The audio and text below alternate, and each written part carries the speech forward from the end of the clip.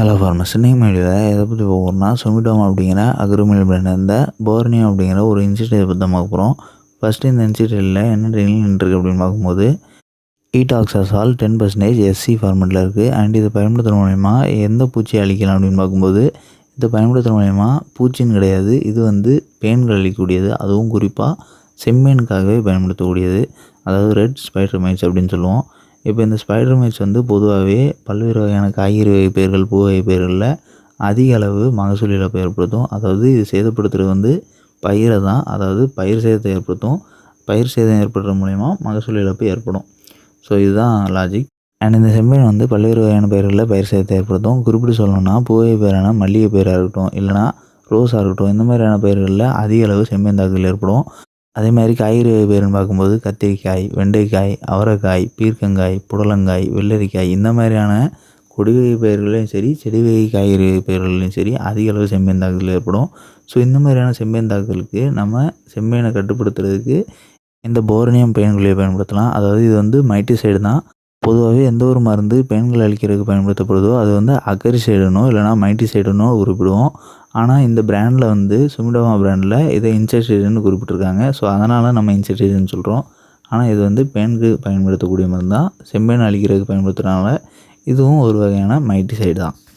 And நம்ம வந்து செம்மீனை கட்டுப்படுத்துறதுக்கு ஏற்கனவே ஒரு சில மைட்டிசைடை பற்றி வீடியோ பப்ளிஷ் பண்ணியிருந்திருக்கோம். இருந்தாலும் எதுக்கு இந்த மைட்டிசைடை பற்றி வீடியோ பப்ளிஷ் பண்ணுறோம் அப்படின்னா, இது வந்து மழைக்காலம், அதாவது மழைக்காலம் ஆரம்பிச்சிருச்சு. இந்த டைமில் செம்மீன் தாக்குதல் அதிகமாக ஏற்படக்கூடிய பயிர்களில் நம்ம செம்மீன் அழிக்கிறதுக்கு பயன்படுத்தக்கூடிய மருந்து மழையாலையும் இடையிடையே பெய்யக்கூடிய பனியாலையும் வீணாகும். ஸோ நம்ம அதை தவிர்க்கிறதுக்கும் மழை காலத்தில் செம்மீனை கட்டுப்படுத்துறதுக்கும் தான் இந்த போர்னியோ பேன்கொல்லியை பற்றி வீடியோ பப்ளிஷ் பண்ணுறோம். ஸோ இந்த போர்னியோ பேன்கொல்லியில் அப்படி என்ன ஸ்பெஷாலிட்டி அப்படின்னு பார்க்கும்போது, இந்த பேன்கொல்லியை நம்ம ஸ்ப்ரே பண்ணதுக்கு பிறகு 3லேருந்து 4 மணி நேரம் மட்டும் செடி நல்லா காய்வு கொடுத்தாலுமே போதும். அதாவது செடி நம்ம ஸ்ப்ரே பண்ணதுக்கு பிறகு நல்லா உலர்ந்தாலுமே போதும். அதற்கு பிறகு மழை பெஞ்சினா கூட இந்த பேன்கொல்லியோட தன்மை வந்து பேன்களை அழிக்கிறதுக்கு வல்லது. அதாவது செடியிலேருந்து இந்த பேன்கொல்லியோட எஃபெக்ட் வந்து போகாது. பேன்கள் உட்கொண்ட அந்த பேன்கொல்லியோட தாக்கம் பேன்கள் அழிகிற வர நிலைக்கும். ஸோ இதுதான் இந்த பேன்கொல்லியோட ஸ்பெஷாலிட்டி. அண்ட் இது வந்து எப்படி வேலை செய்யும், அதாவது இதோட ஒர்க்கிங்னு பார்க்கும்போது இது வந்து கான்ட்ராக்டாகவும் வேலை செய்யும், அதே நேரத்தில் டிரான்ஸ்லைமர் ஆக்ஷனாகவும் வேலை செய்யும். கான்ட்ராக்ட்னால் உங்களுக்கு எல்லாருமே தெரியும், அதாவது மருந்து ஸ்ப்ரே பண்ணும்போது மருந்து பேன்கள் கூட நேரடி தொடர்பு கொண்டால் மட்டுமே பேன்கள் அழியும். அதே நேரத்தில் இது வந்து டிரான்ஸ்லைமர் ஆக்ஷன் அப்படின்னா என்னென்னா, நம்ம மருந்து ஸ்ப்ரே பண்ணும்போது இலைகள் வழியாக ஊடுருவி இலைகளுக்கு பின்புறம் மருந்து போய் சேரும். ஸோ அப்படி சேர்றது மூலியமாகவும் பேன்கள் அழியும். அண்ட் இந்த மருந்தோட டோசேஜ்னு பார்க்கும்போது 1 லிட்டர் தண்ணிக்கு 0.8 ml பயன்படுத்தணும். 0.8 ml பயன்படுத்தினாலுமே போதும். ஒருவேளை அதற்கு மேலே பயன்படுத்துகிறோம் அப்படிங்கிற பட்சத்தில் செலவு கூடுறது தான் அமையும். எதனால்னா இதோட விலையும் அதிகம். அண்ட் இன்னொன்று, அதுக்கு மேலே பயன்படுத்துகிற பட்சத்தில் ரெசிஸ்டண்ட் ஆகிறதுக்கு வாய்ப்பு இருக்குது. ஸோ பேன்கள் வந்து இந்த பேன்கொல்லிக்கு அழியாமல் கூட போகலாம், ரிப்பீட்டடாக பயன்படுத்துகிற பட்சத்தில், அதிகமான டோசேஜில் பயன்படுத்துகிற பட்சத்துலையும்.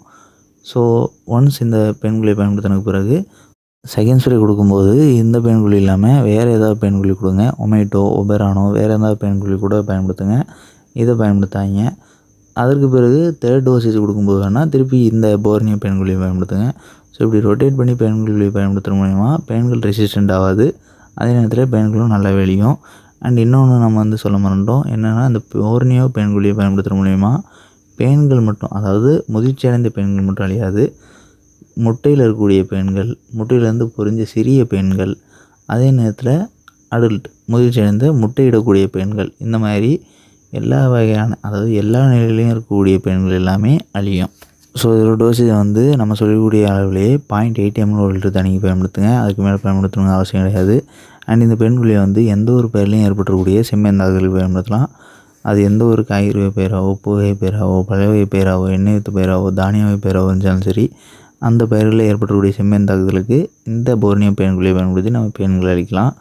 அண்ட் இன்னொன்று, இந்த பேன்கொல்லியோட கம்பேட்டபிள்னு பார்க்கும்போது இந்த பேன்கொல்லியை வந்து நம்ம மற்ற எந்த ஒரு மருந்துகளோடையும் சேர்த்து பயன்படுத்தக்கூடாது.